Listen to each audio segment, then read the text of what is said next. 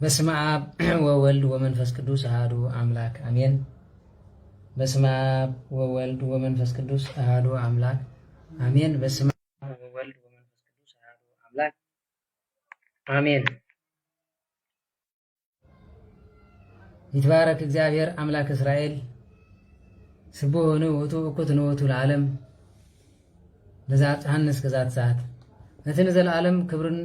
መጎስን ስግደትን አብርኾን ዝግበኦ እግዚአብሔር ስጋብ ሰዓዚ ስለ ዘጽናሐና ክብርን ምስጋናን ዘለዓለም ንዕይኹኖ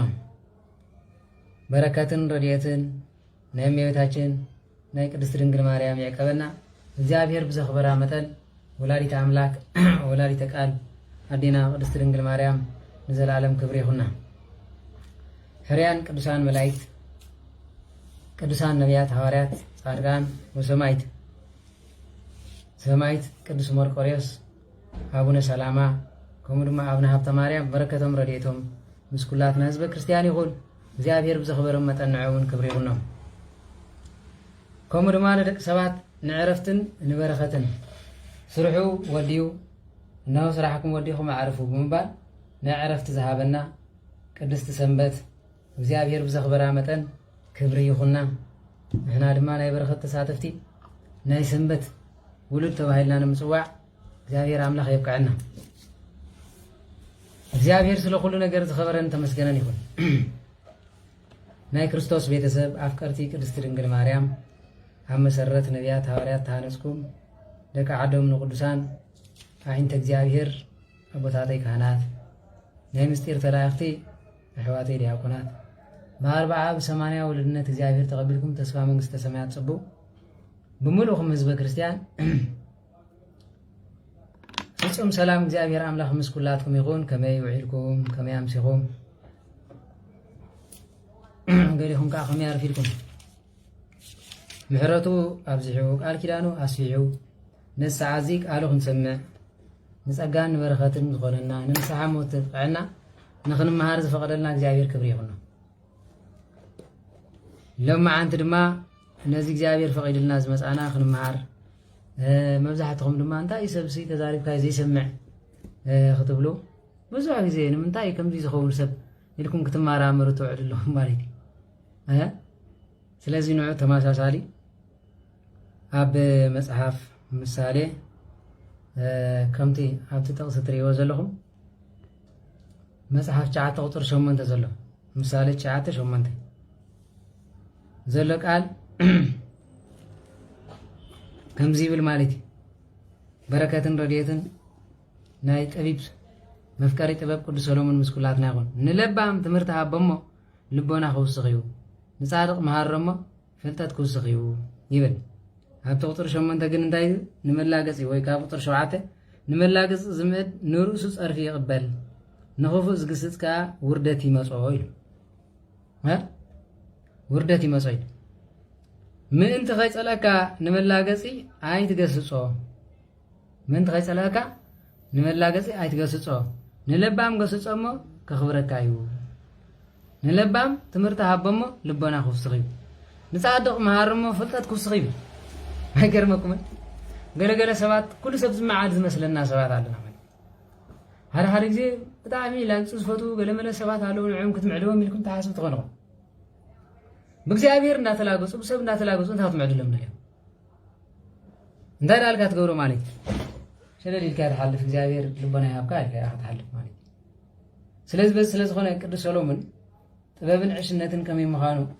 ኣብ ዝገለጸሉ ክታቡ መጽሓፉ ማለት እዩ ካብ ምዕራፍ 1 ክንሪኦ ከለና መጽሓፍ ምሳሌ ከምዚ ይብል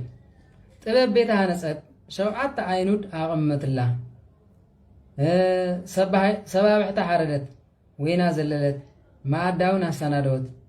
ንገረዳ ድማ ናብቲ ኣዝዩ ዝበረኸ ስፍራ ከተማ ለኣኸት በእንጌራ ከምዚ ኢላ ድማ ትጽዋዓላ ዘይለበመ እንተሎ ናባይ ይምጻእ መን እያ ከምኡ ዘላ ጥበብ ከንታይ ማለት እዩ? ጥበብ ማለት እግዚአብሔር ማለት እዩ፣ ፍርሃት እግዚአብሔር ማለት እዩ። ስለዚ ዘይለበመ እንተሎ ኢላ ጥበብ ኢዳ ልዒላ እንታይ ገበረት ናብዚ ይምጻእ። ተመልከቱ፣ ዘይለበመ እንተሎ ናብዚ ይምጻእ። ነቶም ኣእምሮ ዘይብሎም እውን ከምዚ ትብሎም ኣላ ንዑን ጌራ ይብልዑ ዝዘለልክዎ ወይነ ይስተዩ ብህይወት ክትነብሩስ ዕሽነት ሕደግሞ ብመንገዲ ምስትውዓልካ ተመላለሱ። ስለዚ መጨረሻ እንታይ ኢሉ ብህይወት መታን ክትነብሩሲ ዕሽነት ሕደግሞ ብመንገዲ ምስትውዓልካ ተመላለሱ። ንመላገፂ ዝምዕድ ንርእሱ ፀርፊ ይቕበል ንኽፉእ ዝግስፅካ ውርደት ይመፆ ኢሉ ንሓደ ኣፀያፊ ክፉእ ሰብ እንድሕርዳ ትግስፅ ሃሊኻ መሊስካ ውርደት ኢኻ ትጠቅም ውርደት ገለገለ ሰባት ሰኢልካ ሕሱር ዘረባ ብምዝራእ ተግሳፅ ተሂብካዮም መሊሶም ውርደት እዚ ደኣ ወልዛ ከምዚ ወልዛ ከምዚ ክብሉ ዝውዕሉ ኣለዉ ሓቀ ኣብዚ ኮመንት ዝፅሑፉ ክንደይ ስድታት ኣሎ እዚኦም ብፍፁም ተኣምር ብቐሊል ነገር ዝዕረይ ስለ ዘይኮነ መፅሓፉ እንታይ ኢልዎ ማለት ንኽፉእ ዝግስፅ ውርደት እዩ ዝእክብ ኢሉ ውርደት ይመፅኦ ስለዚ ንመላገፂ ዝምዕድ ድማ ንርእሱ ፀርፊ ይቕበል እዩ እንታይ ዝብል ማለት መላገፂ እዩ እዚ ከዓ ፀቢቕለይ ኣይ ተካል ትርኢቱ ኣይ ተካል ገፁ መፅእ ኢልዎም ዝብል የለን ሓደ እንታይ ይብሎም እዚ ኣብዚ ኣሎ ማሓጋፅ ቆልዓ ኣብዚኣ ኮይኖም ኣብዛ ጎረቤት ማለት እጂ ምፅእ ምስ በልኩ ከዓ ብረኾደ ኢልሓንደላ ኢሎም ከዓ መስቀል ይሳልሙ ከዝም ስዋይስ ተመላሓሶም ክንደይ ይኸፍእ ነቶም ናይ ንስሓ ደቆም እንታይ ማሓጋፅ ቆልዓ ኣሎ ብዚኣ ከዓ ይብሉ ውትፍ ክብሎም ከለኹ ሰም ከዓ ድሓንደላኻ ይፍረም ወደይ ከመይለኻ ዕድመን ጥዕና ይሃብካ ኢሎም ይኸዱ ማለት እዚኦም ብላቅፂ ስለ ዝኸዱ ኣላይልካዮም እውን ዝዕረይ ሰብ ኣይኮኑ ገፅ ረዮም እውን ዝኸዱ ማለት ከምዚ ዓይነት ትውልዲ ስለ ዝኾነ እቲ ክትምዕዱ ከለዉ ሚዛን ዘለዎ ነቲ ሰብ እውን ባህሪኡ ምፅናዕ ፅቡቅ ሰው ኢልኩም ኣብ ዘይከውን ሓደ ግዜ እውን ይምዕዳ ኣለኹ ኢልኩም ባዕልኩም ፀርፊ ከይትውስኹሞ ዘይነበረኩም ቂምን በቐልን ኣብኡ ከይትሕዝቡ ንዕኡ እውን ኩነነ ሓደ ግዜ ንገባሪ ሰናይ ብዙሕ ፀርፊ እንተምፅኡ ዕዱኡ ከይተቐበለ ዝኸይድ ከይመስለኩም ስለዚ ንለባም ገስፆሞ ከኽብረካ እዩ ከምዚኣ እንዲዮም ኢልኒ ገለ ቀደም ንሕና ንፈልጥ ኣቦታትና ሓደ ዘገልግልሲ ከምዚኣ ኢልኒ ኢሎም ዋዋዋዋ ኣይ ከምዚኣ ኢልኒ ረኺቡን እንዲ ኢሉ ዝኸይድ ነይሩ ሎሚ ግን ተግሳፅ ኣብዚ ክንበሃል ከለና ኣቦታት ካህናት እዮም ፀሪፉ ካህናት ፀሪፉ ትምህርቲ ሰንበት ግን መን ኮይኑ ንኣቦታትና ፀርፍ ከላ ደሮና ኣቦታት ከ ንዓይ ኣቦታት ኣይኮኑ ኣይኮኑን ኣነ ወዲ ቤተክርስትያን ኣይኮንኩ እንዴ ካበይ ደይ መፅእ እንታይ ከይምህር ኣለኹ ካብ መፅሓፍ ቅዱስ ወፃኢ ካብ ድርሳናት ወፃኢ ካብ ገድላት ወፃኢ እንታይ ተማሂርኩም ትፈልጡ ዝንበብ ፀንሐ ዜና ስላሴ እዩ ስለዚ ኣቦታት ዜና ስላሴ ተንብቡን ዋላ እንዳ ስላሴ ቤተክርስትያን ዘለኩም እዚ እጂ ፀርፊ ካህናት ኣቦታትና ናይ ፀሎት ቦታ የብልኩምን እዚ ፀርፊ መስቀልኩም ንቁልቁል ኣፉ ተእትውዎ ኣለኹም እዚ ፀርፊ ካህናት ጅንስ ለቢስኩም ከም ዓለማውያን ትኸዱ ኣለኹም እዚ ፀርፊ ካህናት ንስሓ ክንኣቱ ክንብለኩም ከለና ግዜ ይብልና እንትብሉ ኣለኹም እዚ ፀርፊ ተግሳፅ ኣይትፈቱን ሰብኣይን ሰበይትን ድማ ከምዘይፋቐሩ ትገብሩ ኣለኹም እዚ ፀርፊ ከመይ ኢልና እንተበልኩም ድማ ሰበይቲ ቀዳመ ሰንበትን ሩካበ ይፍቀድን መፅሓፍ ኢሉ እንተተባሃለት ንስኺ ድማ ንምንታይ ኢሉ ተፈጢሩ ኢልኩም ንስኹም መሊስኩም ሓውጡ ትብሎም ኣለኹም እዚ ፀርፊ እዩ ኣካይዳኹም ግዳይ ይትክቡ እዚኦም ከም ዝመሰሉ ሰባት ክቕየሩ ኢልኩም ኣይትሕሰብዎም ፀርፊ መሲልዎም ሽዑ በቃ እዚ ካህናት ዝፀርፍ እዚ ከምዚኣ ዝብል ዳርማ ሎሚ ድማ ዘረባ ሰማዕ ዘሎ ቀቢፅና ኢና ኣዳማ ኮነ ጉዛይ ምስ ብለ ቀቢፅና እያ ታወደይ ስለ ክርስቶስ ተዝነግረካ ዳ ርስኻደ ሸረብ ንበለኩም ሓቀ እመሩ ትዕበቱ ንመቃብር እንዳዘይተምፅልና ማለት መቃብር ኣዳማ በይ ዕፅምቲ ዳበ የለ እዚ ስጊልካ እንታይ ዝበሃል ካብ ማይ ልሒቕ ፈሪሳውያን ተጠንቀቑ ይብል መፅሓፍ ቅዱስ ስለዚ ፀርፊ ይመስሎም ኣሎ እዚ ማለት ኣቦታት ዊስኪ ትሰትዩ ኣለኹም ትቅድሱ ኣለኹም ኣይፍቀድን እዩ ዊስኪ ኬሚካል እዩ ጋዝ ምዃኑ ይፀሓፍ እዩ ንኻህን ድማ ቢር ዘይተጠምቀ በስማም ዘይተባሃሎ ምንም ክበልዕ ኣይከልን እዩ እዚ ፀርፊ እዩ ኣረም ዝሓረሩ ዶ ስጋ ትበልዑ ኣለኹም እንደገና ስጋ ወልዲ እግዚኣብሔር ትፍትት ኣለኹም እዚ ፀርፊ እዩ እንኳን ንስኻትኩም ካህናት ስጋ ወልዲ እግዚኣብሔር ብኢልኩም ትፍትቱ ይትረፍ ክርስቲያን ዘብኡ ኸማን ዘይኣማኒ ዝሓረዶ ክበልዕ ብፍፁም መፅሓፍ ኣይፈቅዶ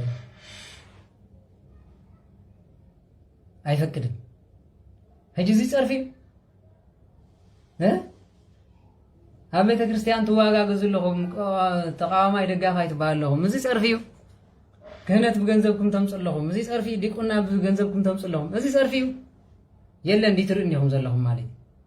ስለዚ ከም ስለ ዝመስሎ ንነውራም ሰብ እንተፀረፍካዮ ወይ ድማ እንተገሰጽካዮ መሊስ ክፀርፈካዮ እሞ ስለዚ ነውራም ሰብ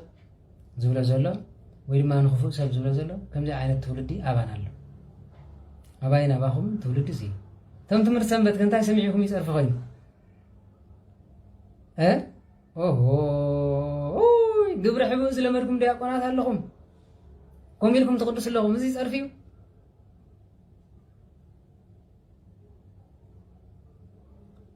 በግባብ ብንስሓ ክትከዱ ናይ ጸሎት ቦታኹም ጌርኩም እንሆ ድማ ንጹህ ማለት እዚ ፀርፊ እዩ ኣይ ሜስ ንዘይፈልጠ የጥርቶ ይብል ማለት እዩ ዘይንፈልጣ ህይወት እንታይ ኣዘላትኩም ስለዚ በስለ ዝኾነ እዚ ፀርፊ መሲልኩም ትኸዱ ኣለኹም እምበር ኣቦታተይ እዚ ሲ እኳዳ ንዓዳ ከተመስግኑን ይግባእ ነይሩ ብእግዚኣብሔር ምክንያቱ እቲ ንስኹም ክትገብርዎ ዝግባኣኩም ንህዝቢ ኣብዚ ኣኪበ ኣጀኹም በርትዑ ትብዑ ኣቦታት የብልኩምን ክብሎ ኣለና እምበር ዝወደ ኢልኩም ከማን ክትመፁ ይግባእ ነይሩ መፂኹም እሞ ከምዚ ስለ ዝበልኩም ፀርፊ ሓሙሽተ ካህናት ጥራይ ድዮም ዘለዉ ኣብ ወፃኢ ኤርትራውያን ወይ ኢትዮጵያውያን እዚኣ ሓሙሽተ ካህናት እዮም ዘለዉ ክብለኩም ከለኹ 35 ካህናት ኣለዉ ኩሎም ግን ዓለማዊ ዘይገብሮ ግብሪ እዮም ዝገብሩ እቶም 30 ተንኮለኛታት እዮም ሰብ እውን ኣይኮነን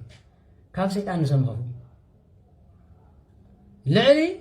100 ዲያቆናት ኣለዉ ንፈልጦም ጥራይ ዝብለኩም ልዕሊ 100 ኣብዚ 6200 ሰብ ኣሎ ኣብዚ ቴሌግራም ማሕበር ማለት እዩ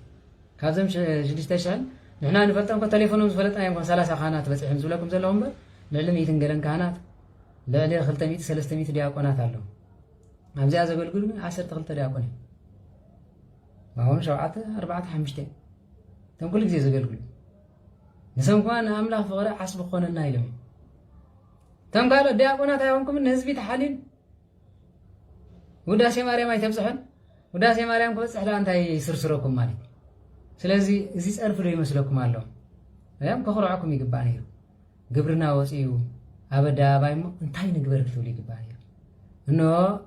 ሓጢኣትና ኣብ ኣደባባይ ተዘርዚሩ እሞ ንክብርና ንክህነትና ንዲቁና ናይልኩ ኣነ ኣሕዋተይ ኣብዛ ዘለኹዋ ሰዓት ሓጢኣት ከይገብር ንኣምላኸኩም ትፈርሕ ተሓቂ ክነግረኩም ንምንዳእ ትፈርሕ ተኢልኩም ንህዝቢ ስለምንታይ እታ ኣነ ዝገብረ ሓጢኣት ካብታ ኣምላኽ ዝፈርድ ንላዕሊ ነቶም ህዝቢ ዘጥፎም ስለ ትበዝሕ ንእሽቶ ሓጢኣት ኣብ ዝገብረላ ሰዓት እቲ ህዝቢ እንተፈሊጡ እዚ ዳ ከም ዝገበረኒ ተባሂሉ ብዙሕ ጥፋኣት እዩ ክመፅእ ዝኽእል ስለዚ ነዚኣ ታይ ስለዚ ብሰንኪ ዲያቆን ብሰንኪ ካህን ዝተጋገኸ ክንደይ ኣቦይ ቀሺ ከምዚ ኢሎምና ንስኻ ከምዚ ኢልካና ስለዚ ናይ ካህናት ዲና ክንሰምዕ ናትካ ዝበሉ ኣለኹም ከምኡ ትብሉ ምእምናን ኣለኹም ናተይ ኣይትስምዑ ናይ ካህን ኣይትስምዑ መፅሓፍቲ ዝብልኹም ስምዑ መፅሓፍቲ እንታይ ተፃሒፋ እንታይ ፀኒሓትና ኣነ ንሶም እንዳ ደስ በለና ቃላት ጠዋዊና እንዲና ንኸይድ ዘለና ስለዚ በስለ ዝኾነ ስርዓተ ቅዳሴ በግባብ ይቅደስ ኣሎ ተኣምረ ማርያም ቤተክርስትያን ይንበብ ኣሎ ገድላቶም ድርሳኖም ይንበብ ኣሎ ሃይማኖት ኣበው ሰብ ይፈልጦ ኣይፈልጦን እንታይ ፅቡቅ ኣለና ትብሉ ቤለኹም ፅቡቅ ማለት ከም ሎሚ ሰበኻ የለን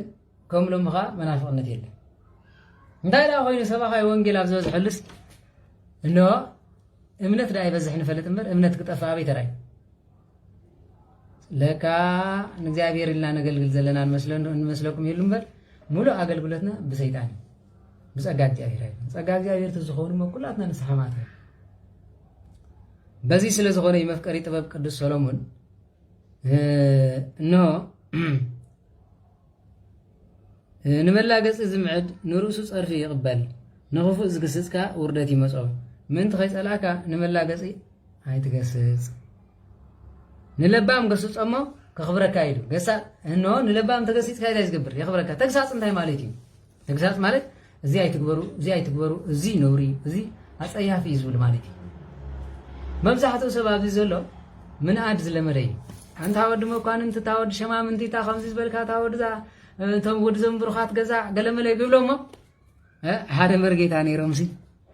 ሓደ መርጌታ ነይሮም ማለት እዩ ኣብቲ ዓዲ ስራይ ዘይገበርሉ ሰብ የለን ስራይ ዘይገበርሉ ዝበሃል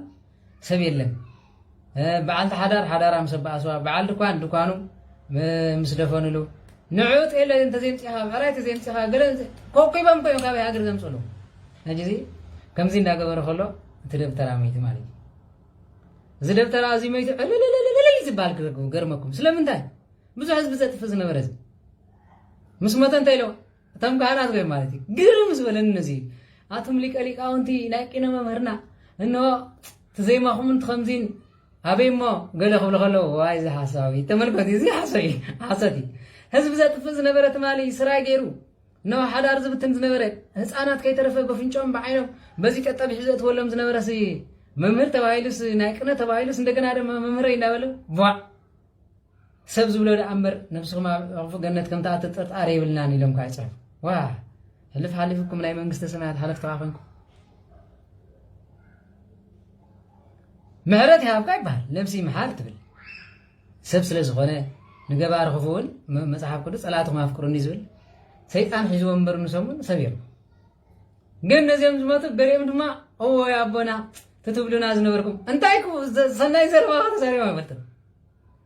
ብዘይ ካፍፋት ካብ አፎም ሰናይ ወጽ ይፈልጥ ናዚያን ጸለይ ተዘይ ኮይን ጣጣት ከብለካ ተዘይ ኮይኑ ከምዚ አገብለካ ኮሙ ዝብሉ ዝነበርም ስለምንታይ ኒምሰሊ ነበር ማለት አብዓድና ድማ ንሕር ሓደ ፖሊስ ኮይኑ ቀጥቃጥ ሰብገራፍ እንተ ኮይኑ አንተ አወድ ኮነረላ አንተ አወድ ጅግና አንተ አወድ ዘምዚ ባ አጽብ ማንታኒ ገባረ ኸፎም በርዚዳ እኩይ ስለዚህ ከምዚ ስለመድና ስለዝኾና ኣብዚ ድማ አፈቀሺ ከማኹም ዝበለ ይብዝሐልና ከመየኖት ከምዘም ዘለዎ ካህናት እንተበዚሖም ዓለም ክጠፍያ እዞም ዘለዎ ካህናት ተባይሶም ቤተክርስቲያን ዝመቕሉ እዮም ንሰብ ሓዳር ክዓርቁ ዘይኮሉ ንሰብ ንስሓ ህይወት ከእትዉ ዘይኮሉ ንባዕሎም ደኺሞም ድኻሞም ኣባና ዘውረዱ ወይ ስለዚ ክንግስጾም እዚ ደኣ ጽቡቕ የለኹም እንዳኽንብሎም ከማኹም የብዝሐልና ኣይፋሉን ከማኹም ሳየርየና እንዳግም እግዚአብሔር ከማኹም ዝበለ አይሪየና ንዓኹም ካ እግዚአብሔር አምላኽ ንተዋሃበኩም ንምንባር ምንብርኩም ይባል ከምዚዮ ከማኹም ዝበለ ይብዝሐልና ዋ አንተም ሰባት አይገበርናኩም እንታይ ገበርናኩም ከምዚኦም ዝኣመሰሉ በዚሖም ዳበይ ክንብር بمقامي عزيز زابطو أبدا أباي زواجا جزو مستير إخزيابير أملاق أبدا أباي رؤيلنا سمع الله زبل نخزيابير سمع الله زي بلوكي تنسى قرب زبلك ما بلو وحلاتهم تمكم زبلون سمع دمي حب نزيل كايمس أرفن فرز مسلم كينو يمسلهم يمالي مبوتات رأى عها خيصلو هوا فتيم كتاكبر لي انت فتو انت سالان قبري دالنا عايزة ونبر نسي كونان سلاز بس سلاز غنا نتسنى يزقبره أدمنت عناني هاكا نتخفز قبر دما محرتي وردلك حماق على خايج بحال كما غاز ولدي أكون أبزي عدلو بتعمي كيدلو وا كلام السلك قال مليلو منو معلتي كفوك زارب زعل لي أكون عندنا دما زي حسوه يلن مالي هجا حرقت آمان تايقت ملو أنت أمرس بيأكون كم استيفانوس قال ملي لتفا بيلس عيفل أنقوان كم استيفانوس على ما وزي قبر يزقبر مالي هذا زيت ولا زل غازي أم مدرهم عينت كم ززقت أم كاي يلن زين ريز لنا دماسي بتعامل ترقاسي سب كمان يكونن كم يجر كاهم تبلو بس كنتاي سناي قبر يخال تورو نمنتاي أبدا باي كم زير كات صحفول مثلا نمنتاي أبدا باي كم زير كات مسكرولو أبي لازم مسكري وات أبي لو بتكفيان كقلقل ريحايو نزبي جوهم كبر ريحايو ها نام كم زيات يا فدا كون ريفل نتوركو نسخة خمسة تبلو يقبأ كان سكون أجزابير كت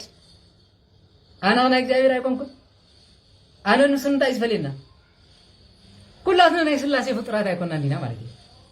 نسون استمرت قال له علامة أنت زي كيدو أنا استمرت كل علامة أنت زي كيدو تعالي نستعالي عبز بهالي الله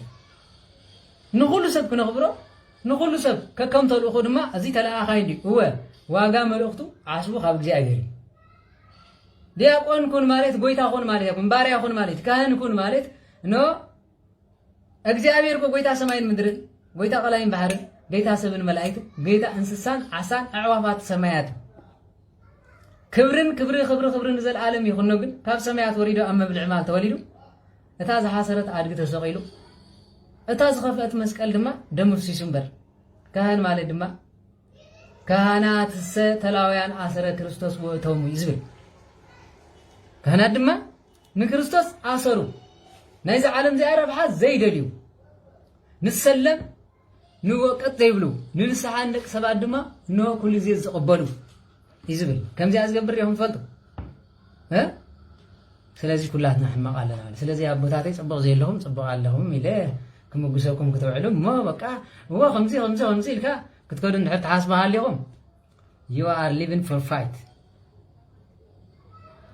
ምንም ትነብሮ ዘለኹም ካብ ስራሕ ወፃኢ ጽቡቕ ኣይኮነን ጽቡቕ ኣሰር ጽቡቕ ከማን ይብልኩም ስለዝኾነ ኣብዛ ተላቢብ ኣለና ዝቆርቡ ሰብ ሓዳር ኣለው ዝቆርቡ መንእሰያት ኣለው ከምቲ ብዙሕ ካህናት ዘለኹም ማለት ኣብ ትምህርቲ ሰንበት ድማ መፅኦም ኣለኹም ደሮን ሓሶት ብኸማኹም የለን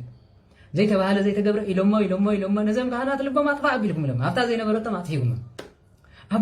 ኣቦና ንስኹም ከምዚ ተኢልኩም ካህን ስለዝኾንኩም ተሰማዓኹም ድሓን ንሰም ከዓ ጎሪሖም ስለዝኾኑ ተማብ ዘለዎ ካህናት መንእሰይ ትፈልጦ መልሱ ልዳ ኣብ ኢንተርኔት ኢሉ ንዓና ሓው ዘእተውልና እቶም ካህናት እዮም ሓደ ኣቦ መፅኡ ግን ዝወደይ ንዓላ እዚ ዝበልካ የፅቡቕ እዚ ግን ተሃረም በዚ ኪድ ዝብል ተግሳፅ ዝግስፅ ግን የለ እንታይ ሒዙ ንትምህርቲ ሰንበት ሓዊ እየ ትብሉ እዞም ደቀይ ንስኻትኩም ኣብ ትሕተና ክትምርሑ ዝመራሕናኩም ድማ ከምዚ ግበሩ ክትብሉ ዝግባኣኩም እታ ቤተ ክርስቲያን ሓላፍነት ግናባና ግደፍዋ እንተዘይኮይኑ ንትምህርቲ ሰንበት ተዘይፍቲኽማ እታ ቤተ ክርስቲያን ኣይትነብሩን እዮም ግን ንስኹም ኮይኦም ሓለምቲ ቤተ ክርስቲያን ካህናት የማን እግዚአብሔር ወቶም ተባለ ካህናት የማን እግዚአብሔር እዮም ስልጣንኩም ንትምህርቲ ሰንበት ይብኩሞ ስራሕ ቤተ ክርስቲያን ወላ ስዱር ኮዘውፅልኩም ንሰም እዮም ማለት ገለ እንተይልኩም ከዓ ኣብዛ ፌስቡክ ልጥፋ ቢሎም ጉርደትኩም ስለዝብኹም ድሓን ከምዚ ኢሉ ሰበኻሎ ዘይትእርሞ ቦታት ካህናት ዘይትዛረቡ ዘይትውግዝዎ ድሓን ውግዘት ዘይኮነ ትምህርቲ ብዙሕ ሰብ ተመሊሱ እንዲግን እንታይ ግበሮ መልሱ ልዳ ፅረፎ ኢሉ 2 መዓልቲ 3 መዓልቲ ምፀረፈት ካብኣይ ትቐፅልና ምክንያቱ ንሱ ደሮና እዩ ዝፈልጦ የብሉን ዝረጋገፆ የብሉን ድሕሪኡ ድማ ትገርመን ነገር ኣላ ኣበይ ናይ ቤተ ክርስቲያን እዩ ዝገልግል ከመይ ኢሉ ዝገልግል ንስኻትኩም ከበይ ናይ ቤተ ክርስቲያን ኣበይ ናይ ተገልግሉ ኣለኹም ቤተ ኣምላኽ ከመይ ኣነ ዳ ዓለም ብሎ የገልግል ኣለኹ ንስኻትኩም ኣብ ተላቢብ ዘላ ቤተ ክርስቲያን ከተመሓድሩ ዘይትኽእሉ ሰባት እዮም ኣብ ኤውሮጳ ዘላ ግን ኣብታ ኣብ ሆላንድ ዘላ ከመሓድር ዘይከኣለ ሰብ ሊቅ ተመሲሉ ክዛረብ ዝደልል ሰብ ኣሎ ማለት ኣይ ታብኣ ዘላ ቤተ ክርስቲያን ንፃሪ እንትመሕዋት ትምህርቲ ሰንበት ድማ ኣብ እስራኤል ኮይኑ ከምዚ ይብል ኣታ ደሮና ኣብቲ ባኻኻ ዘሎ ደሮና እንደንገፍ ሽዑ ናብ ድላይካ ትኸይድ ምስኡ ዘሎ ትምህርቲ ሰንበት ንዕኑ ተዓረቕ ሰላም ንግበር ዘይበለ ኣብ እስራኤል ኮይኑ ከምዚ ኢሉ ዝሰብኻሎ ኩላትኩም ተጠንቀቑሉ ገለመለ ንነብስኻ ሂወት ከይትረክብ ዶ ብሓቂ ስለዚ ከም ስለዝለመደ ንለባም እንታይ ዝብል ማለት እዩ ገስፆሞ ከኽብረካ እዩ ለባም ተግሳፅ ምስ ሰምዐ ብሓቂ እግዚኣብሔር በዚ ሓዲሩ ገሲፅኒ እንሆ ከምዚ ኢሉኒ ኢሉ ዝመሃር እንተዘይኮይኑ ግን ንሱ እንታይ ማለት እዩ ንሳ ፀርፊ ስለዝኾነት ዓስቡ በዚ ኣይዝኸይድ ምንም ይብሉን ንለባም ትምህርቲ ሃቦሞ ልቦና ክውስኽ እዩ እቲ ለባም ግን ትምህርቲ እንተሃብካዮ እንተወሰኽካዮ እንዳበለ ኣእምሩ እንዳኸፈተ ይኸይድ እሞ ኣእምሩ ይሰፍሕ ዓጋቲ ድማ ይብሉን ስለዚ እንሆ ትምህርቲ ሃቦሞ ልቦና ክውስኽ እዩ ንፃድቕ መሃር እሞ ፍልጠት ክውስኽ እዩ ፃድቕ ሰብ ኣሎ ንበል ፃድቕ እንታይ ማለት እዩ ምግባር ሰናይ ዘለዎ ትምህርቲ ፍልጠት ዘይብሉ ንኣብነት ለዋህ ኮይኑ ቤተ ክርስቲያን ምኻድ ይፈልጥ ኣንታ ኣደይ መዓረይ ኢሉ ኣንቲ ፈጣሪትና ወላዲት ኣምላኽ ክብል ይኽእል እንታ ቅዱስ ጀወርግስ ፈጣሪ የለኻኒ ከብል ይኽእል ፈጣሪነቱ እመቤታችን ፈጣሪ ዳ ኣይኮነትን ድያ ኣይኮነትን ቅዱስ ሚካኤል ኣምላኽ ዲ ይኮነን ቅዱስ ጀወርግስ ኣምላኽ ዲ ይኮነን እመቤታችን ኣምላኽ ዳ ኣይኮነትን ፈጣሪ ዝብል ድሓን ንግደፎም ኣምላኽ ዝብል ኣምላኽ ማለት ኣምልኾ ማለት እዩ ብኩሉ ዝምለኽ ማለት እዩ ኣምላኽ ስለዚ ኣምላኽ ዲ ይኮነትን መላእክት ሚካኤል ገብርኤል ኣምላኽ ዲም ኣይኮኑን እዮም ኣማልኽቲ ይበሃሉ ኣማልኽቲ ዘበፀጋ መቸም ነዚ ሰሚዖምካ ንቅዱስ ጀወርግስ ኣምላኽ ኢልዎ ዝብልካ ኣይሰኣኑን እዮም ከም መናፍቃን ማለት እዩ መፅሓፍ ኢልዎም ኣነ ይኮንኩን ዘፍጥረት ዘፀአት ምዕራፍ 3 እንሆ ንህዝበይ ንህዝቢ እስራኤል ኬድካ ውፃዮም ኢልዎ ንኣሮን ኣነ ስኮርታ ዓፈይ ከመይ ገይረ ክሰብኮም ምስ በሎ ኪድሞ ንኣሮን ሓውካ ፀዋዓዮ ኢድካ ጌርካ ድማ ባርኮ ኢሉ ምስ በራኽካዮ ንስኻ ኣምላኽ ንሱ ድማ መልኣኽ ክኸውን እዩ ኣምላኽ ንብል ዘለና ፈጣሪ ዘይኮነስ ናይ ፈጣሪ እሙን ኣገልጋሊ ማለት እዩ ዘበፀጋ ኣምላኽ ብባህሪ እዩ ቅዱሳን ድማ ኣምላኽነት ዝተዋሃቦም በአገልግሎቶም በዓስቦም በዓቢ ግን ብቸርነት እግዚአብሔር ማለት አባት ነፍስ ዝባሃል አለ ሐቀዶ አባት ነፍስ ማለት ናይ ነፍስ ካቦይ ንነፍስ ዝፈጠራ መኒ እግዚአብሔር ኣብዛ ምድር በአኸመኒ ከን ሓደ ግዜ ግን ኣብዝለ እዚ ዳ አባት ነፍስ እንዲዩ ይብል ማለት እንታይ ማለት አባት ነፍስ ዝበሎ ይሰምዕ ዝበሎ ድማ ይገብር አባት ነፍሳ ከምዚ ግበር ክብለካ ንስኻ ድማ ኩሉ ምስጢርካ ክትነግሮ ንጉሪ ማለት እዚ ዳ አባት ነፍስ እንዲዩ ይባሃል ስለዚህ አባት ነፍስ ክባሃል ከለ ግን ካህን ማለት አይቆም አዘራርባ እዩ ክርስቲያናው አዘራርባ ስለዚህ በዚህ ምኻኑ ስለ ተፈልጥ ነው ንጻድቅ ማሃረሞ ፍልጠት ኩስኽ ዝተባለ ጻድቅ ዳ እንታይ ትምህርቲ የድልዮ ከይትብሉ አፍልጠ ዘይብሉ ሰባሎ ጽድቅ ዝመልኦ ግን ናብነት እግዚኦ ማሃረነ ክርስቶስ ክብል አባይቲ ማሃረነ እግዚእ ዝባሃል ነይሮ ሓደ እንታይ ትካ ተጸሊኻ እግዚአብሔር ትረኽባ አይቲ ማሃረነ እንተልካ ይሎ ርጉም ስለ ዝነበረ አይቲ ማሃረነ እግዚኦ አይቲ ማሃረነ ክብሎ ከሎ አንደ ሰመና አንድ ብርሃን ካብ ሰማይ ስጋብ ርእሶም ተተኺሉ ነበር አባ ኢሳያን ዝባሃል አባ ኢሳያና ዝባሃል ጻድቅ ድማ ኦ እግዚኦ አርኤን ጻድቅ በዝንተ ምድር ከመይት አሰይበጡ እግዚአብሔር አምላክ ሆይ አብዛ ምድር ጻድቅ መን ይሞ በጃ ኸበረከቱ ክሳተፍ ዝፈቀደለይ ምስ በሎ ሆር ሓደ ባሕረት አይና ወሃለው ሓደ ውስጥ ጻድቅ ኢሉ እታ መሰሶ ናይ ሰማይ አርአዮም ኢሉ አንድ ብርሃን ምስከዱ ድማ ሰላም አቦይሉ ተሳሊሞም ከምዚያ ምስ በሉ ብዘይ ካመ ምዕታብ ካል አይፈጥን እዮም ክጽሊ ከሎ ሰዓት ምሳኸላ አይተማረን እግዚአብሔር ተማረን እግዚአብሔር ምስሉ እግዚአብሔር ግን ልብ ይዝሪ ከማ ስለዚ ማሃሮም ክፉ ማለት ጸሎት ንግበር ምስ በሎም ጸሎት ክገብር ከሎ አይተማረን ኢሉ አባ ኢሳያና ግን ምሁርየም ናይ ኩሉ ምሁርየም ነይሩ አቦ እንታይ ዳልኩም ትብሎ አይተማረኒ ዋ ይማሃረና አባ ዋ መኸማ በሊል ጸሊ የሚለውኒ በሉ አጋገየሙኹም እንደም ማሃረን እግዚኦ ኢልካ ይዝጽለይ ኢሎም ጸሎት ዘዘውትር አቡነ ዘበሰማያት ኩሉ ምሂሮም ማለት ካብኦም ምስከዱ ከለው ታ ማሃረን እግዚኦ ትብል ሽዕም ተማሂሮም ታይት ማሃረነት እግዚኦ ትብል ግን ንዘላለም ሰማያት ነበር ነይራ ህጅ ምስከዱ ደድሕሪዮም ክጽልዩ ኢሉ ከለው አቡነ ዘበሰማያት ወዲዮም እግዚኦ ማሃረን ክርስቶስ ክብልዮም አይቲ ማሃረን እግዚኦ ማሃረን ምስበሉ ጠፊያቶም ወይ ጠፊያትን እንታይ ዳሕ ገብረ እቶም ዝማሃሮም ከይነግሮም ከይዶም እዮም ቅድሚዮም ናይ ጸሎት ሰዓት አኺሎም በዚያ እኔም ዝኸዱ እንታይ ዲያ ዝበልኩም ኢለ ዘይርክቦም ጠፊያትን ያሞ ነገሩን ዘይብሎም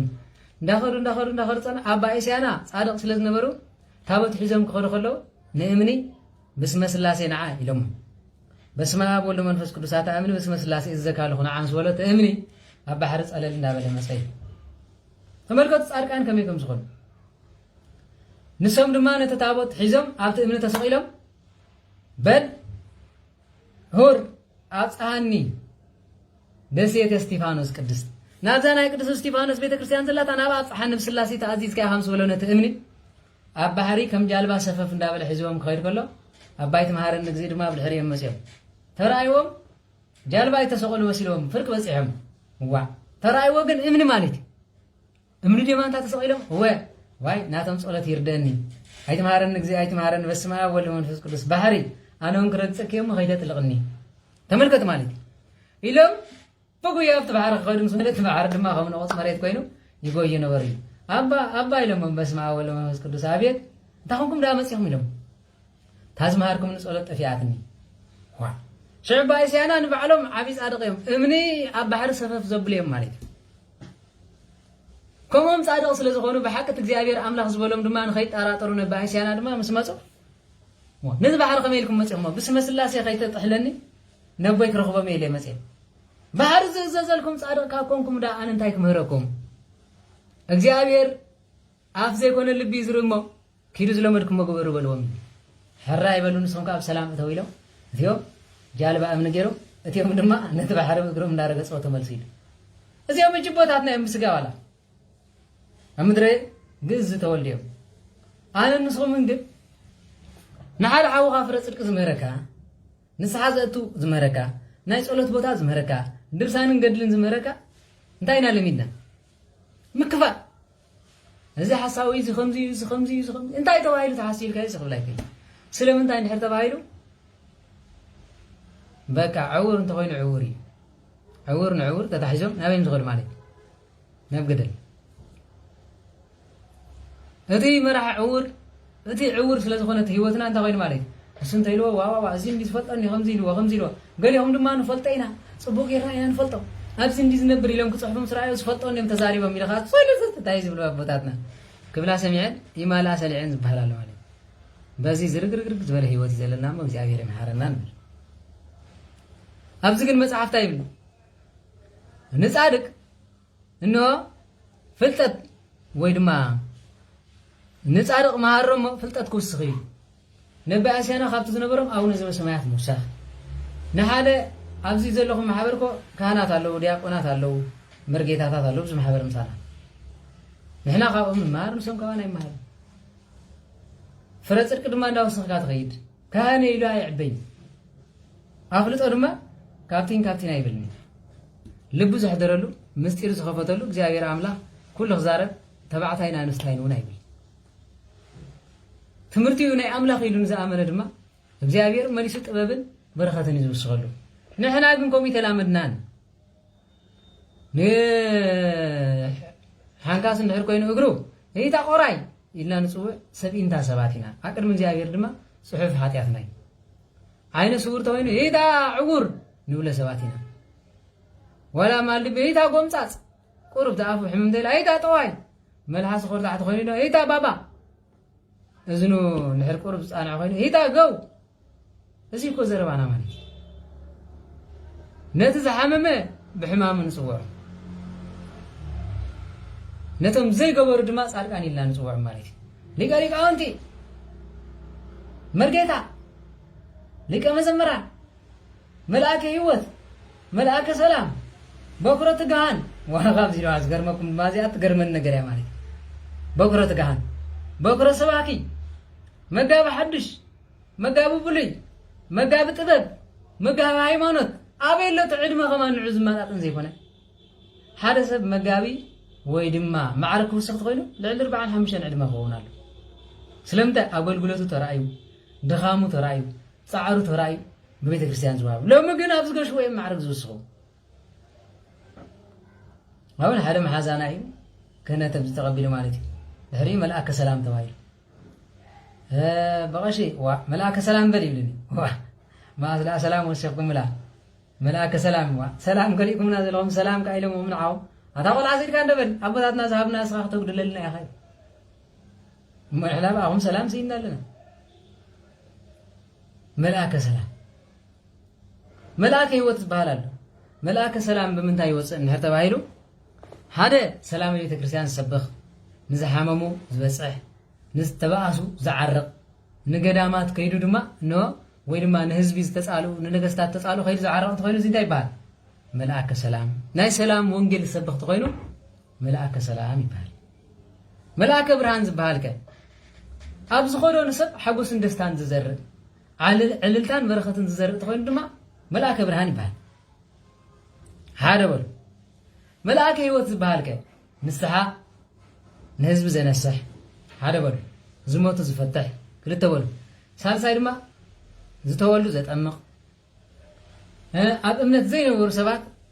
ናብ እምነት ዘምጽእ እንተኾይኑ ድማ ህይወት ዝሰኽዖ ስለ ዝኾነ መልአከ ህይወት ይበሃል እሞ ኣብ ኤርትራስ ከምዚኣ ገይሩ ሰባኽ ወንጌል ካህን ከሪኦም ትፈልጡ ትምህርቲ ሰንበት ጥራይና ንሰብኩ ንሪኦም ገለገለ ድማ ዲያቆናት ከም በዓል ኣስመላሽ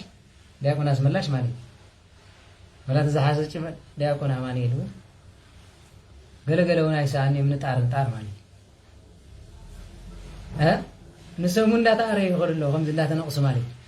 ማዓለምና ተሰሓቡና ገጾም አካላቱም ከይተረፈና ተቀየረ ይሄዳሉ ኦኬ ለሃን እግዚአብሔር ይመስም ካህን ግን በሐቂ ስብከቶም ላይ አቦና ይሉ ለይትን ምሸትን ተጽበይዎ ንህዝብ ዘተባብዓሎ የለን ኣብ ዓመት መጽኦም ሓንቲ ግዜ ክዛረቡ ማያመናን አይቲ ሰምዑን እዚ ትውልድ እዚ ልብ ተሪሪው ከምዚልካ ይሰምዑን ወካባኹም ንላዕሊ ልብ ዝተርር ሰብስ መናሎ ما من أنا لازم هرم سينو مبر أنا درباي نسمكم كتسوع زي جباني أبزا فيسبوك تمايرو زيتي سيل كابسل قرصان زيت خبز السورية تمايرو مال كم زي أجركم زمهاركم ولا نعم حرارك زيت زي تحافر قينكم بر زي تحافر قينكم ننفس هيك نري لزي كونس نعاي كتزاربون كمان يقباكم مني عبي لك أي كم بنزلكم تانس قولكم كمان يقولكم معنا مكان تخان ناي كان قبل سيتر متى أنا زت أنا عقوم أبغى زي سدتهم نزم منا نزغول تمرتي كاب سواء قاننتي كاب حمامهم كاب سكياتهم كوسول زغولو ذنب كلهم درسان كمان مكان درسان كتم ببرسي حارس كمان حارس حارسة أبدا أبقى ما يرجع هابوني إلى كمان سقاطهم كتاه كمان هيتبوان كم يجركم ده تقصن اللهم عليه نصاتكم حراك تقصيكم كم تقولوا ناتكم فرق بينه هذا مقصاص عملكم سلازي داي لو ما بتاعتنا جمل داون قاعد تدري عمل داونكم نسخم كتوقصوا بهر تبايلو عمل لا لخينكم بر من محمد غريق ما يكونكم بس سلازي قنا دما نايلو من تمرتنا كنمهارو لزقددنا انت مان نملاغصي ايغسصي نزرو دايم ملاغص يخلو በአምላክ እንዳተላገጽኩም በቤተ ክርስቲያን እንዳተላገጽኩም በመእመናን እንዳተላገጽኩም በዳዊት እንዳተላገጽኩም በመስቀል እንዳተላገጽኩም በቅዱስ ቁርባን እንዳተላገጽኩም ናሁም እዚ ምንም ዝምልከት አይኮነን ማለት ከተጻረፉ ድማ ነብሪ ስለምንታይ ተግሳጽ ጸልእ ሓቲ እንደዚህ ከሆነ ይርጉን ክላት ማዕርቅን ሰላም ይሆናል ስለዝኾነ መጨረሻ ደዋል ሓደ ሓውና ዝበለን ነይር ማለት ከምዚ ኢልካ ተዛረቦም ዘለኻሲ ምቁራብ ተኸልኡኻ ኸይሊ እንዳይ ኮይነ ኢሎም ምቕራብ ተኸለኒ ዘይገበርኩም ወደ ኣገይረ ኢሎም ክወዱ ሰብ ንሰብ ምቕራብ እንተኸለኒ መላእክቲ ሰማይ መፅኦም የቕርቡኒ እምነት ኣለኒ ንዑ ዝበቅዕ እኳ ተዘኾንኩ ኣነ ንእግዚኣብሔር ክሳብ ዘገልገልኩ ቁርባን እኮ ንፅህና እዩ ቁርባን ብንፅህና ብብኽያት ዝውሰዳ እምበር ብውዳሴ ይኾንቱ ወይ ድማ ግድም ክቐርብ ኣለኒ ኢልካ ሕምባሻ ይኾንካ እንትበልዕ ዘላ ስጋ ወልዲ እግዚኣብሔር ምቕራብ ይክእልኻ እንታይ ክኸሉን ስጋ ወልዲ እግዚኣብሔር ዘይኮነ ከመይ ገይሮም ክኸሉን እንታይ ስለ ዝኾነ እንታይ ሃይማኖት ህፀት ወይ ድማ እንታይ ሃይማኖት ኣፍሊሰ ቅዱስ ቁርባን ዝኽልከል እንታይ ዝኾነ እዩ እንድሕር ተባሂሉ ሓደ ምንፍቕና ዝመሃረ ካልኣይ ድማ እግዚኣብሔር ኣምላኽ ኣይኮነን ብሓድነቱን ብሰለስትነቱን ክምስገን ኣይግባእን ካብ ቅድስቲ ድንግል ማርያም ብስጋ ኣይተወልደን ወይ ድማ ብስጋ እኳ እንተተወልደ እንሆ ክልተ ባህር ኣለዎ እንደዝብል ነይረ እዚ ክርስቲያን ኣይኮነን ክበሃል ይከኣል ተዘይ ኮይኑ ግን ዘይገበርኩሞ ገይርኩሞ ኢለ ዘይመስከርኩሎም ምቑራብ ክኸሉኒ ኣይዓፍርን ዶ ኮይኑ ከምኡ ክኸሉ ንኽእለው መዓልቲ ድማ ስሞም ፅውዕ ኣቢለ እዞም ሰባት እዚኦም ትሪእዎም ዘለኹም ንምእመናን ነታ እግዚኣብሔር ኣምላኽ ዝሃቦ ስጋን ደሙን ከምዚኣ ገይሮም ዝኽልክሉ ሰባት ኣፀየፍቲ ካህናት እዮም ኢላ ኣላቅ ንህዝቢ ንግረሎም እንተ ስጋ ወልዲ እግዚኣብሔር ኣምላኽ ግን ግዲ ይብልኩም እነሆ ከምዚ ኣባ ኪዳነ ማርያም ዘደብረ ሲና ዝተዛረቦ ኣብ በረኻ ከለኹ ድማ ሓሙሽተ ቅዳሳያን ፃዕዳ ዝለበሱ መፅኦም የቕርቡኒ ነይሮም ብንፅህና እንትኸይድካ ኣብ ስዑድያ ኮይና እኮ ማእሲና ንቆርብ ማእሲና ንጥማቕ ትብሉ ኣለኹም እምበር እግዚኣብሔር ብንፅህና እንተተገልግልዎ መላእክቲ መፅኦም ከቕርቡ ዝኽእሉ ምዃኖም ምንም ዘጠራጥር ይብሉ ከምዚ ዝመሰለ እምነት ከይነጥር ግን ኣብ ስዑድያ ኮንክ እንታይ ንስሓደ ዓዲ ኣረም ኮንክ እናበሉ ዝሰበኹኹም ዝልመድዎ ስለ ዝኾነ ተጣዓሲ ልቦና ከምዘይህልወና ንኣምላኽና ከምዘይንልቅስ ከምዘይንበኪ ዝገበሩና ስለ ዝኾነ በዚ ትምህርቲ እዚ ደንዚዝኩም እዮም ነዚ ክትሰምዑ እዝንኹም ኣይትሃቡ ሎሚ ነብስኹም ኣውፁ መእመናን ለብሙ 3 ዓመት ምሳይ ተማሂርኩም قاليهم عمت قاليهم قلت عمت قاليهم أوارح مالي تمليسكم سمعوه تسيران يا جان انت خفاتنا يا جان انت أب سب حديرو أب سجا حديرو أب نفس حديرو أب دم حديرو أب عصم حديرو كم يجبر أب جمات حديرو كم يجبر لكفت غميز مثلا من بس كم يجري خي حضرك كم سكا خلوا انت مثل زي مولة تمهيرنا لكفت إن أكبكم ما يتخيلوا أمنت تخيلوا እግዚአብሔር እምነትና ምሕረት ካኡ መረኸት ካኡ መንግስተ ሰማያት ዘውርሰና ንሱ ንኣቶ ድማ ብግብርናይ መንሽሙ ወዲስኒ መንሽሙ ከምዚ ኢልለይ መንሽሙ መስኪርለይ ዝባል ግብርኻ መን ይዝመስክረልካ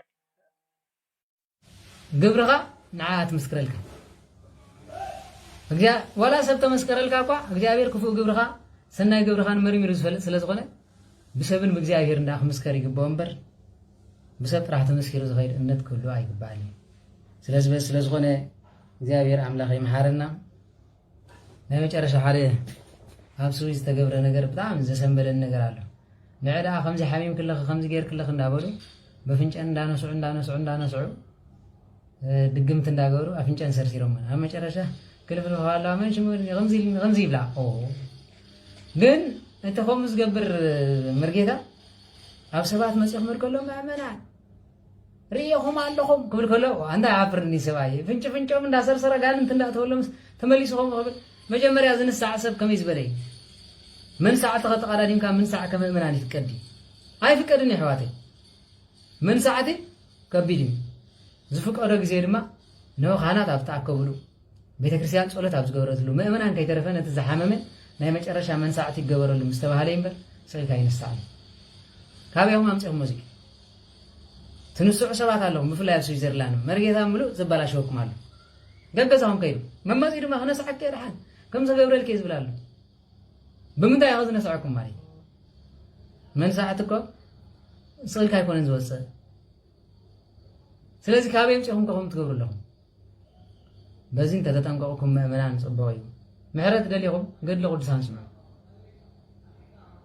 ፈውሲ ደሊኹም ንእግዚኣብሔር ተንበርኪኹም ሕተቱ እቲ ዘዳለኹሞን ምሕረት ይኹነለይ እንተኢልኩም ድማ እግዚኣብሔር ኩሉ ክገብር ዓብዪ እዩ ተዘይኮይኑ ግን በፍንጫኹምን ብገለ መለኹምን ውትፍ ከይውዕልልኩም ማለት እዩ ስለዚ ቅባ ቅዱስ ኣብ እዝንኻ ትገብሮም ድሓን በፍንጫውን ሓደ ግዜ ምድሕር ሓሚሙ ጠብተብለሉ ኢኻ ዝደረቕ ኣሎ እዚ መግልን ዝሕዝ ማለት እዩ ገለ ዕንጨይቲ ዝመስል እንዳሰርሰርካ ከምዚ ምግባር ግን ደም ምፍሳስ ከማን ኣይፍቀድን እዩ በየናይ ኣግባብ በየናይ ተግባር ዝግበር ዘሎ ግን ክንጥንቀቕ ማለት እዩ ስለዚ እግዚኣብሔር ኣምላኽ ብምሕረቱ ይምሓረና ኩላትና ድማ ክንጥንቀቕ ዝግበአና በዚ እሞ ምእመናን ሓደራ ለብሙ ኩሉ ክፃወተልኩም ፖለቲከኛ ምስ ተፃወተልኩም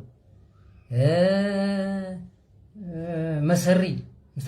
ጠንቋሊ ምስ ተፃወተልኩም ኩዕሶ ተፃወቱ ምስ ተፃወተልኩም አንዳለው ምስ ለብሙ ባ ሰይጣን ከምኡ በቲ ህይወትና ይበላሸው ወይልክ ኣሕዋተይ ንስኻትኩም ኮ ንጹሓት ፍጡር ናይ እግዚአብሔር ብስትንፋሱ እፍ ኢሉ ዝፈጠረኩም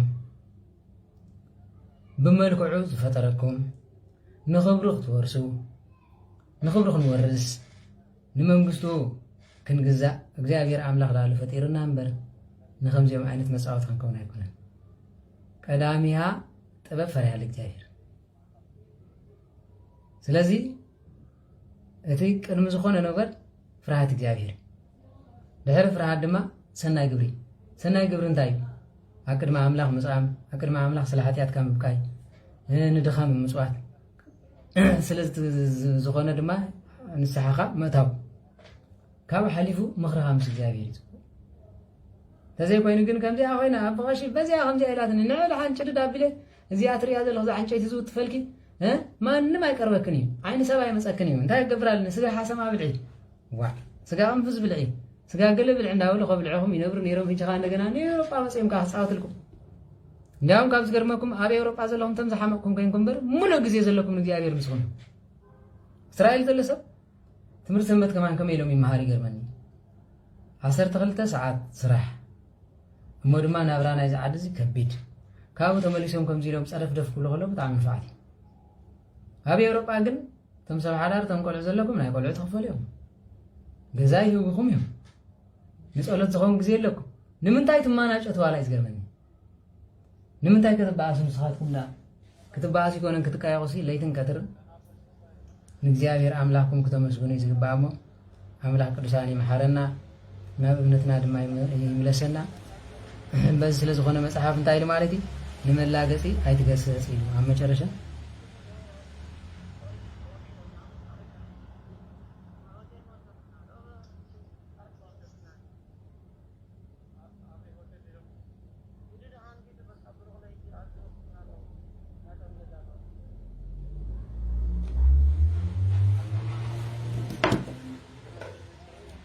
እምበር ዕሽነት ሓንቲ ፈልፋሊት ደንቆሮን ሕፍረት ዘይብላን ሰበይቲ ንሳ የሪታ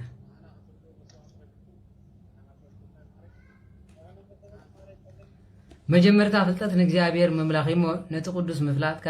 مستوعب عليه فلتاتك باين زبزها عمتات عدمي خاون كوسخال كاين لبا من تخونكا نرأس خات ربح ملاقص انتخونكا دما نبين خاخا تقدا سلازي لبا ماتن نرأسهم نرأسها لبا من تخونكا نرأس خاخا تربح ملاقص انتخونكا دما بين خاخا تقدا مو سلازي لبا ماتن كابلاقصي كابسحا كابسلاق دما صراحاكم نكونوا بمبال طبيب سولومون يمخرنا مالي زمهرنا زغسصنا እግዚአብሔር ክብር ምስጋና ነው ይሁን ወስብሐት ለእግዚአብሔር ወለወላዲቱ ድንግል ወለመስቀሉ ክቡር ይታከቱ ወይሰባህ ስሙ ለእግዚአብሔር አምላክ ነው ወትሮ ሁሉ ጊዜ ወኩሉ ሰዓት አሜን። ሐራይ ቅዱስ እግዚአብሔር ዝመሃረናን ዝገሰጸናን ክብር ይሁን በምህረት አይኑ ድማ ይጠምተና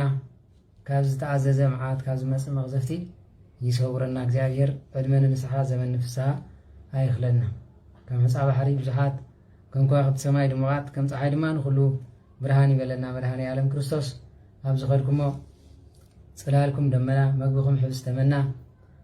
ንባብኩም ብራና ዓስብኹም ወይ ድማ ስንቅኹም ቅድስቲ ድንግል ማርያም ኣዴና ዓስብኹም ድማ ኣብ ዓንዲ ወርቂ ዓስብኹላትና ይፀሓፈልና እግዚአብሔር ብሩኽ ለይቲ ሎማዓንቲ ዝኻኽለናይ ድምፂ ከይገብር ከይርብሾም ኢለ ብዚ ሻባት ስለዝኾነ ተኸፊቱ ሃርር ኮይኑ ማለት ስለዚ ከይርብሾም ኢለ ስለዝኾንኩ ሎማዓንቲ ኣብ ዝኻኽለናይ እግዚአብሔር ምስ ኩላትኩም ይኹን ብሩኽ ለይቲ ንዓይ ንኃጢአተኛ ሓውኹም ድማ ዝጀመርኮ ከፈጽመኒ